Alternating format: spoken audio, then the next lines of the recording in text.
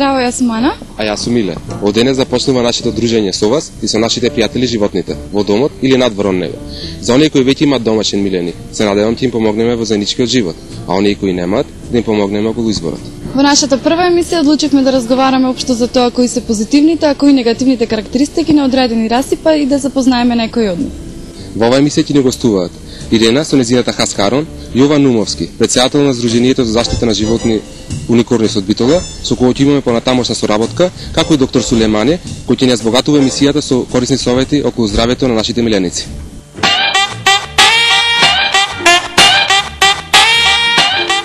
Гости во нашата емисија се Ирена и Ѓорѓе. Здраво. Ирена, зошто се одлучи баш за расата хаска? Од секогаш сум ги сакала кучињата, меѓутоа чекав погоден момент за да кога ќе имам повеќе слободно време, за да можам целосно да му се посветам на моето куче. Јас претходно не бев стриктно одлучена за оваа раса, меѓутоа кога отидов кај човекот кој што продаваше кучиња, имаше повеќе раси, јас требаше да си одберам. Кога го видов моето сегашно куче, јас останав едноставно без див, бидејќи бев воодушевена од неговата убавина и неговите плави очи, така да веднаш се одлучив за таа раса, иако претходно немав некои познавања и бев предупредена дека таа раса бара голема обврска. Откако го зедов моето куче, јас веднаш почнав да барам информации околу неговата нега и грижа и како што го запознавав неговиот карактер, јас се повеќе го засакував. Во какви се бои може да се сретне оваа раса? Ова раса се среќава во црно-бела боја, сиво-бела боја и чисто бела боја. Ова раса е карактеристична во однос на бојата на нивните очи, покрај кафеавата боја, тие можат да се сретнат во плава боја, а исто така бојата на нивните очи може да биде различна.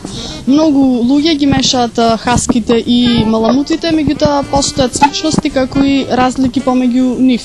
Сличности постојат бидејќи двете врсти припаѓаат на иста поларна раса, служат за влечење на санки и за транспорт, а се разликуваат во однос на доста нивни карактеристики. Најпрви се разликуваат по нивната големина, бидејќи хаските се доста помали во однос на маламутите, се разликуваат во однос на нивната боја, во однос на крзното, а и во однос на бојата на нивните очи, бидејќи хаските можат да поседуваат плава боја, додека маламутите кај нив тоа не е дозволено.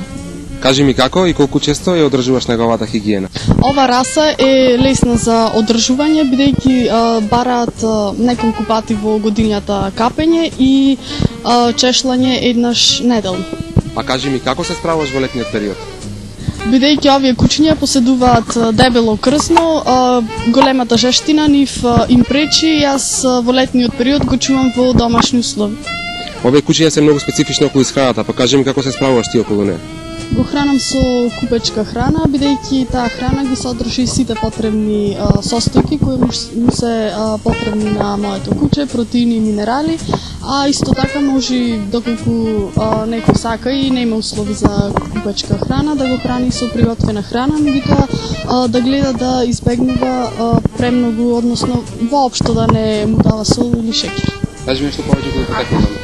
Овие кучиња потекнуваат од источен Сибир, како што кажав и претходно, му служеле за влечење санки, транспорт, а исто така и како крзнени креветчиња за нивните деца. Подоцна биле пренесени на Алјаска и таму еден карактеристичен случај ги направи најпопуларната раса во светот.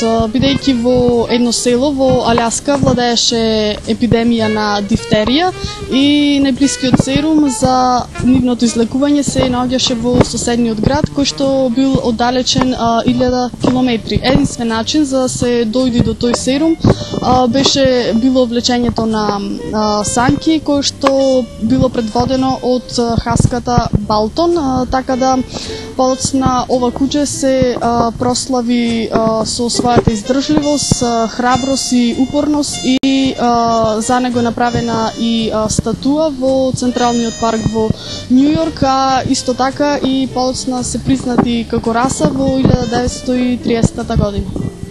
И за крај на нашиот разговор, кажи ми на колку ме препорачуваш оваа раса?